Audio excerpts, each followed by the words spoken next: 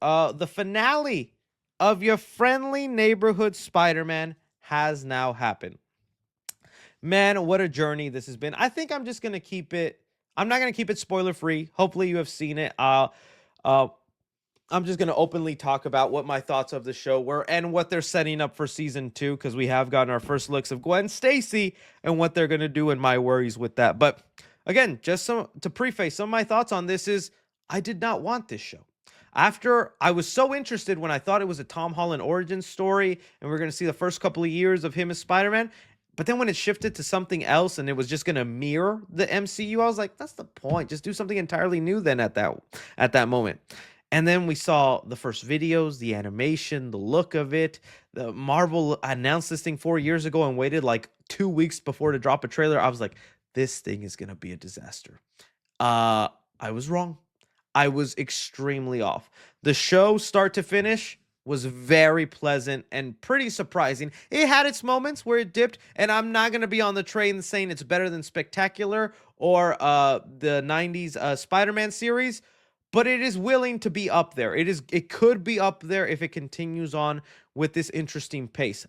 Starting off, the Uncle Ben stuff, the focusing on Spider-Man and his struggles, things that the MCU felt like they were allergic to, man. Like, I don't want to always hate on Tom Holland's Spider-Man, but they made it so easy to hate on the simplest things. They could never get right the importance of Uncle Ben to Spider-Man, his need for responsibility, his juggling, his personal life with his crime fighting life.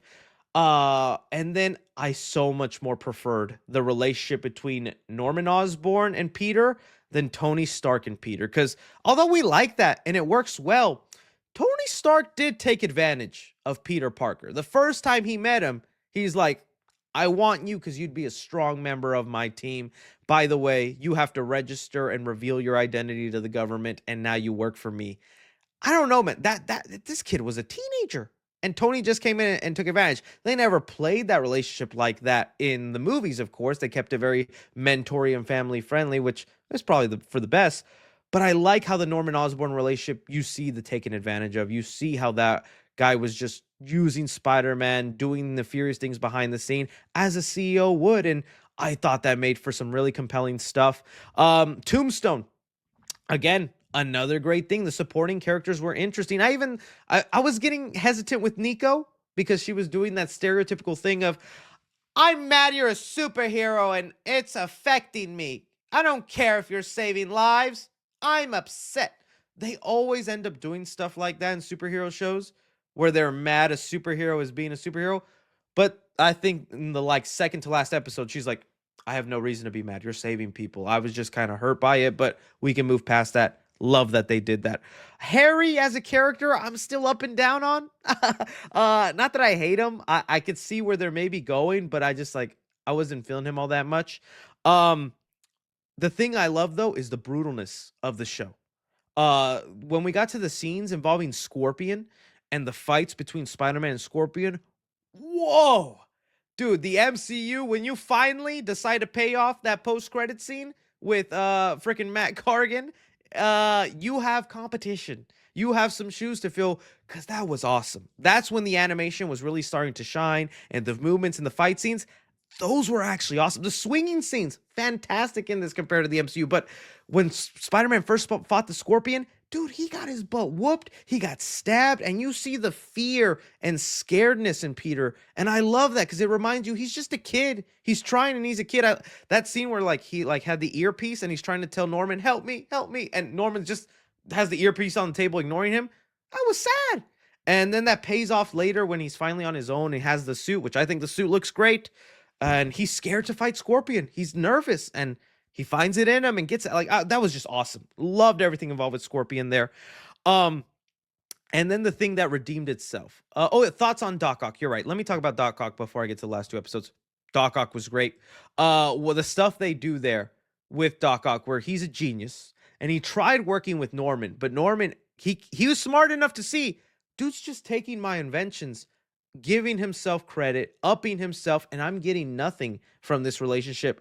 I'm a step back, make my own way. And so Doc Ock was like selling tech to just street level thugs for money and recognition. Didn't work out for him, but I did like that story. I thought that was awesome, and that interaction they have in the prison where Norman's trying to one up on him and be like, "Oh, you ended up here. Interesting. Well, my company's doing great. I'm doing well."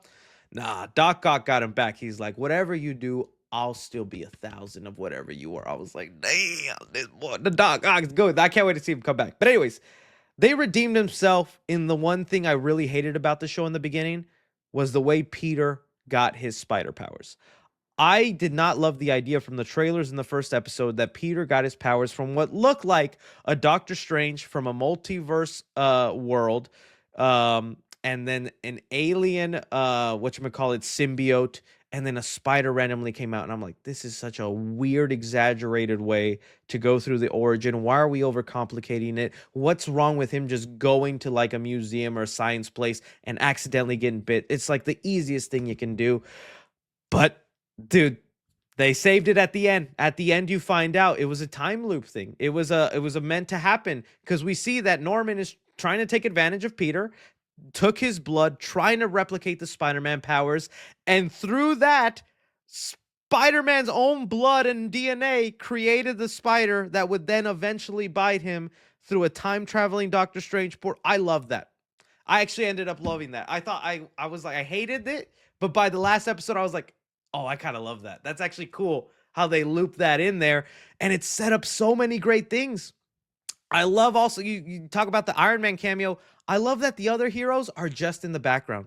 We'll see how it happens in season 2 or 3, but I love how Iron Man shows up, does what he needs to, gone. Don't need to team up, don't need to steal the spotlight. This is Spider-Man's show. Captain America in a little photo, done. I'm loving that. The Daredevil fight scene, dude, I didn't even talk about that.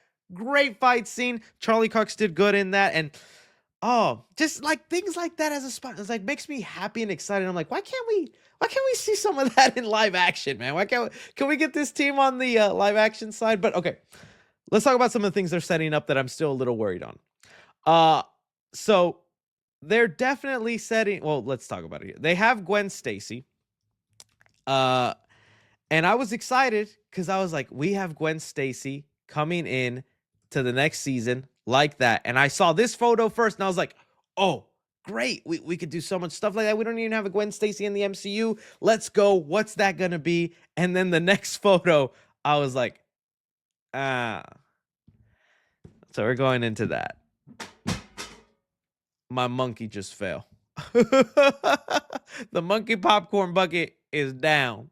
I'll get it up in a second. And he's still good though, guys. He's still good. But I was like, dude, already going into Spider-Gwen. I don't have anything against Spider-Gwen. I like her as a character and what they've done. But as a Spider-Man fan, I'm starting to get scared that we are moving into territory where Spider-Man is now only interesting when he's a Spider-Verse character or he has multiple spider people attached to him. And I don't want that. Like, even for Miles Morales, I love the Spider-Verse movies. I think they're fantastic. But if we ever get a point to making solo Miles Morales movies, either in animated or in live action form, Miles is interesting enough not to have the multiverse part of his story. He can just have stories on his own without the multiverse, right? And so when I see stuff like this, I'm like, oh, we're really leaning to Spider-Man just being a multiverse, big cosmic level things where I'm like, this guy's a street hero. He protects little grannies and stops bank robbers and whatnot. Like, are we forgetting that about the character?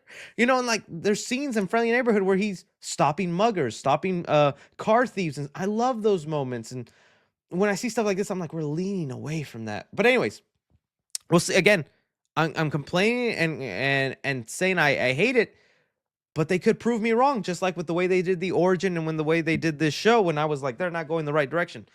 Obviously, people pointed out she's holding a pumpkin bomb, it looks like here. And we did see the spider that bit Peter in the first episode got away. It went on someone else's backpack that we didn't see, and it's there. Now we know who that spider ended up biting, Gwen Stacy.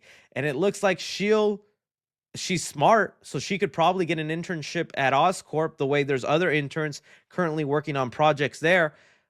then Norman's gonna find out she has spider abilities and want to take advantage of her and start using her for things that Norman wants to do and pin them against each other, which could be interesting. I just don't know if that's what I would really want to see, But hey, it's maybe it could happen. It's a new tech. It's a new take. Other than that, though, like I said, really great, really solid. I'm excited for season 2. I'm pleasantly happy with it. If I really had to give it scale of 1 to 10, like 8.5. 8.5 for me. Scale on that scale. I will say there's some episodes that felt a little slow or I didn't know where it was going. And it is making me nervous now that they're gonna give Nico powers. We have set up Tombstone, which is awesome. But it's just other things like that where I'm like, and oh dude, I don't even know who that girl is that Daredevil teamed up with. I'm not gonna pretend like these guys and just quickly Google her and then read her biography and go, oh yeah, I've read her comic. Yeah, she shows up in issue 11. Come on, guys, you should know this. Can anybody write? Oh, dude, yes, that too. I got to talk about that. Peter's dad. But does anybody know who that girl is? Is that Black Cat? Is that who it's supposed to be? Oh, okay, then I do know who Black Cat is. But would that did they say Felicia? I didn't. Oh, it's Echo. Is that Echo? No, because Echo is what you call it? I don't want to say a cripple, but right or no? Who's nobody knows? Someone said finesse. No finesse. No. Let's see. I don't know who it. Okay, finesse. I have to Google her. Let's find out who she is right now. Oh, that's why I did see people tweeting photos of this comic character. I'm like, why is everyone interested in this comic character all of a sudden? Okay, so she's supposed to be the child of Taskmaster and Magneto. And it's things like that where I'm like, what's wrong with Spider-Man's classic characters? What's wrong with a Harry, a Gwen Stacy, a Flash Thompson, Betty Brant? What's wrong with those people? Why are we digging into the library of Nico, the daughter of Taskmaster and Magneto, and I'm just, you know what I mean? I'm just like, what why do they got to do that? But whatever. It could end up being cool and whatnot. I saw her and I was like, who that? Who, who that be? Um, Last thing, you're right. Peter's dad. That was an interesting twist, and I'm curious to see where that goes and what that will mean for the universe. Peter's dad been in prison for a long time then. What, Peter's like 16, so he's been in prison for at least 15 years. I'm curious if they're going to go with the Shield route because I know there's some comic iterations where Peter's parents were Shield agents. Was he a scientist that was trying to reveal and expose secrets? Did he used to work for Norman at one point and was going to expose them, and Norman ended up freaking getting him in prison or something like that? It was voiced by Josh Keaton too. Voice of Spectacular Spider-Man. Yes, that was awesome. Very nice touch. Oh yeah, and the Watcher. I didn't even know if the Watcher meant anything. I'm just like, bro, what you watching us for? Get out of here. I'm watching. I'm the Watcher. If you think about it, you're the Watcher when you watch stuff. Yeah. Yeah. Deep stuff, guys. Deep stuff. All in all, fantastic. They set up the symbiote also. Like the way they did that. Good stuff, man. Actually, really good stuff. Can't wait to see what they do for season 2. But I got my hesitations and I got my worries. We'll see if they end up surprising me.